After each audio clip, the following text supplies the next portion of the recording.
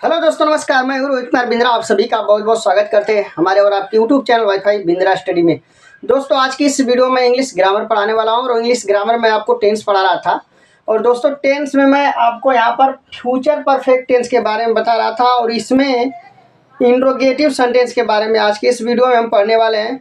Future perfect tense का affirmative sentence, negative sentence पढ़ा दिया हूँ। प्लेलिस्ट मैंने बनाया है दोस्तों।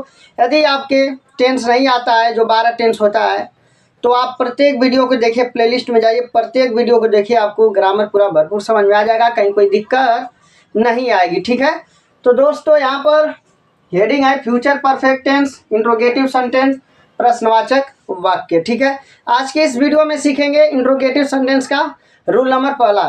वैसे तो रूल नंबर दो होता है इसका। रूल पहला, जब वाक्य क्या से शुरू। रूल नंबर पहला, जब वाक्य क्या से शुरू। रूल नंबर दूसरा, जब वाक्यों के बीच में प्रश्नवाचक शब्द आए। अब बोलिएगा कि प्रश्नवाचक शब्द क्या है, तो दोस्तों प्रश्नवाचक शब्द में जैसे वाई हो गया, वाट हो गया, वेन हो गया, वेयर हो गया, ये सभी के सभी क्या है दोस्तों, ये सभी प्रश्नवाचक शब्द कहलाते हैं। ठीक है, तो ज़्यादा बात नहीं करते हुए स्टार्ट करते हैं। ठीक है, सबसे पहले अपन क्या सीखेंगे, यहाँ पर आप देख सकते हैं हेडिंग लगाया हमने इंट्रोगेटिव सेंटेंस, प्रश्नवाचक वाक्य।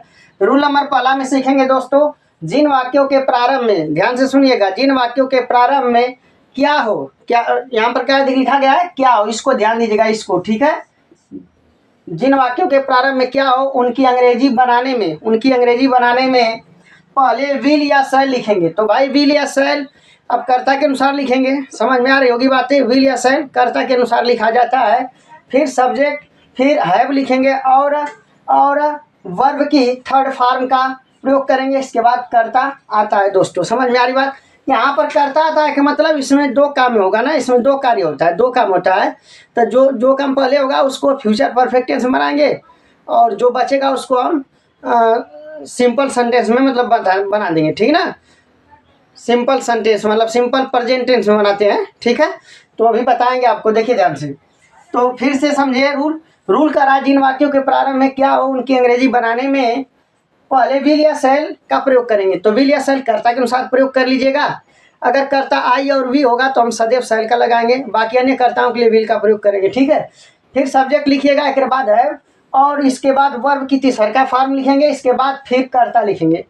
तो आपको ये रूल नहीं समझ में आएगा, कोई बात नहीं है, इसका सूत्र बताते हैं, इसका उदाहरण बताएंगे, आपको जरूर समझ में आ जाएगा। ठीक है ना, सूत्र यहाँ पर लिखा हमने, सूत्र क्या, विल या शैल, सब्जेक्ट, एक बाद हैव लिखेंगे, इसके बाद V3, इसके बाद ऑब्जेक्ट, फिर अन्य बातें, लास्ट में क्वेश्चन मार्क का चिन्ह लगाएंगे। ठीक ना, फिर से सुनिएगा, सूत्र विल या शैल, सब्जेक्ट लिखेंगे, फिर हैव, फिर V3 का मतलब होता है दोस्तों मेन वर्ब मतलब मुख्य क्रिया का तीसरा रूप। ठीक है, ऑब्जेक्ट कर्म होता है, अन्य बातें, लास्ट में क्वेश्चन मार्क। ठीक है, आइए उदाहरण लेते हैं और आपके समझाते हैं। तो उदाहरण नंबर पहला लेते हैं। ठीक है, उदाहरण नंबर पहला क्या शाम 6 बजे से पहले ही हम मैच खेल चुके होंगे। याद रखिएगा दोस्तों, पहले ही मैच खेल चुके होंगे मतलब शाम हुई नहीं कि मैच खेल चुके थे। ठीक है ना, तो इधर की वाली जो अंग्रेजी यहाँ से पहले के बाद जो हम मैच खेल चुके हैं, इसकी अंग्रेजी फ्यूचर परफेक्ट टेंस में बनाएंगे। फ्यूचर परफेक्ट टेंस बनाने के लिए यहाँ पर मैंने सूत्र लिखा था, शैल लिखेंगे या विल लिखेंगे, फिर सब्जेक्ट है, V3 ऑब्जेक्ट, अन्य बातें, लास्ट में क्वेश्चन मार्क। तो यहाँ हम क्या है, करता है, तो कर्ता के अनुसार सहायक क्रिया लगेगी, विल या शैल। तो हम के लिए सहायक क्रिया शैल का प्रयोग है, शैल, एक बाद कर्ता अभी हो गया, फिर हैव लिखेंगे, फिर क्या लिखेंगे दोस्तों, हैव लिखेंगे, फिर सूत्र में V3 मुख्य क्रिया। तो खेलना क्या होता है, प्ले माने खेलना होता है, लेकिन मुख्य क्रिया का तीसरा रूप, तो मुख्य क्रिया का तीसरा रूप क्या लगाइएगा, प्लेड लगाइएगा, प्लेड, PLAYD ना, PLAYED, प्लेड। समझ में आ रही बात। अब इसके बाद दोस्तों देखिए, प्लेड एक मुख्य क्रिया तीसरा रूप हो गया, इसके बाद ऑब्जेक्ट, फिर अन्य बातें। तो ऑब्जेक्ट मतलब क्या, मैच है, तो यहाँ पर क्या लिखेंगे, द मैच, क्या लिखेंगे दोस्तों, the match, MATCH, the match. ठीक ना, अब इसके बाद दोस्तों हम लोग क्या करेंगे, ध्यान से देखिएगा। इसके बाद दोस्तों यहाँ पे देखिए, सुबह शाम 6 बजे का है, तो लिखेंगे बिफोर, सॉरी गलत हो गया ना, यहाँ पे देखिए ध्यान से, बिफोर का BFOR, बिफोर हो गया, बिफोर। ठीक ना, BFOR बिफोर, 6 बजे तक 6 PM का लिखेंगे दोस्तों, 6 PM फुल स्टार। ठीक है, आयोग की बात समझ में आ गई होगी।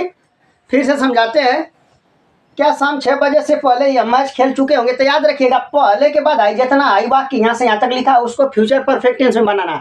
अब फ्यूचर परफेक्ट टेंस में बनाने के लिए यहाँ पर हमने सूत्र लिखा है, शैल या विल का प्रयोग करेंगे तो शैल हो गया, हाँ मना करता तो शैल का प्रयोग करेंगे। वी फिर हैव लिखेंगे आप, मुख्य क्रिया तीसरा प्लेड हो जाएगा। द मैच अब पहले का अंग्रेजी बिफोर होगा, लेकिन शाम 6 बजे, तो शाम 6 बजे क्या होगा दोस्तों, बिफोर 6 PM। बिफोर क्या लिखा है, शाम 6 बजे से पहले, तो इसकी अंग्रेजी बनेगी बिफोर 6 PM। समझ में आ गई बात। उदाहरण नंबर दूसरा लेते हैं। उदाहरण दूसरा क्या कर रहा है, क्या सूर्य उदय होने से पहले ही वे खेत पर जा चुके होंगे। ठीक है ना। अब दोस्तों सूर्य उदय हुआ नहीं तब तक वो खेत पर पहुंच चुके होंगे। अब इसका अंग्रेजी बनाइएगा, यहाँ पहले के बाद जो ना लिखा वे खेत पर जा चुके हैं ना, वे खेत पर जा चुके, इसकी अंग्रेजी फ्यूचर परफेक्ट टेंस में सदैव बनेगी। ठीक है ना। तो इसको बनाने के लिए सबसे पहले अपन क्या करेंगे, ध्यान से देखिएगा।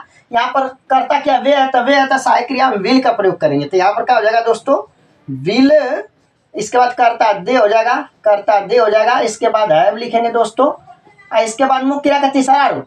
अब दोस्तों मुख्य क्रिया का तीसरा का रूप है तो जाना, तो गो माने जाना, वेंट माने जाना, उसका गो वेंट गान, तीसरा का रूप का होता है दोस्तों गान। तो यहाँ पर लिखेंगे GO यानी गान।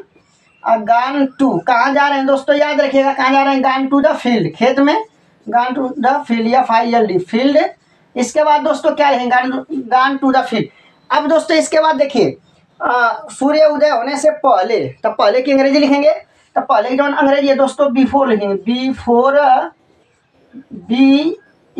Before the sunrise, sunrises SE sunrises. ठीक है ना। तो दोस्तों क्या सूर्य उदय होने से पहले वे खेत पर जा चुके होंगे, इसकी अंग्रेजी जो बनेगी दोस्तों याद रखिएगा, will they have gone to the field before the sun rises. I hope की बात समझ में आपके आ गई होगी। ठीक है। तो दोस्तों उदाहरण नंबर तीसरा देख लेते हैं। ठीक है, ध्यान से देखिएगा। उदाहरण नंबर तीसरा है, क्या हमारे सोने से पहले मेहमान आ चुकेंगे, क्या हमारे सोने से पहले मेहमान आ चुकेंगे। तो पहले मेहमान आ चुकेंगे, तो यहाँ से इसकी अंग्रेजी बनेगी फ्यूचर परफेक्ट टेंस में। ठीक है।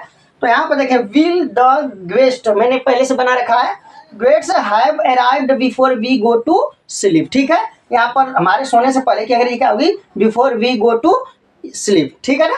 इसी सूत्र में हमने बनाया।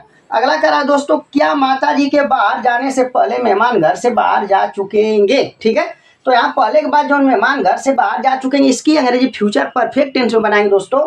तो बनेगा क्या, यहाँ पर हमारे मतलब पहले मेहमान घर बाहर जा चुकेंगे, तो मेहमान है करता इसमें। ठीक है। तो करता मेहमान है, तो यहाँ विल का प्रयोग करेंगे, शैल का नाम, will the guest have left the house, मतलब घर से बाहर जाने की अंग्रेजी लेफ्ट द हाउस होती है। ठीक है। इसके बाद पहले का बिफोर लिखेंगे। इसके बाद दोस्तों माता जी के बाहर before mother lives, before mother lives, यह बना है प्रेजेंट इंडिफिनिट टेंस के सिंपल में। ठीक है ना। यह बना है प्रेजेंट इंडिफिनिट टेंस में, लास्ट वाला जो बनेगा। ठीक है। तो उम्मीद करता हूँ दोस्तों आज का जो भी मैंने फ्यूचर परफेक्ट टेंस का इंट्रोगेटिव सेंटेंस का रूल नंबर पहला बताया और इसका सूत्र भी बताया और कुछ उदाहरण बताया, आपके जरूर समझ में आया होगा। यदि वीडियो अच्छी लगी तो लाइक शेयर एंड सब्सक्राइब जरूर करिएगा। फिर मिलते हैं अगले वीडियो में। जय हिंद, जय भारत।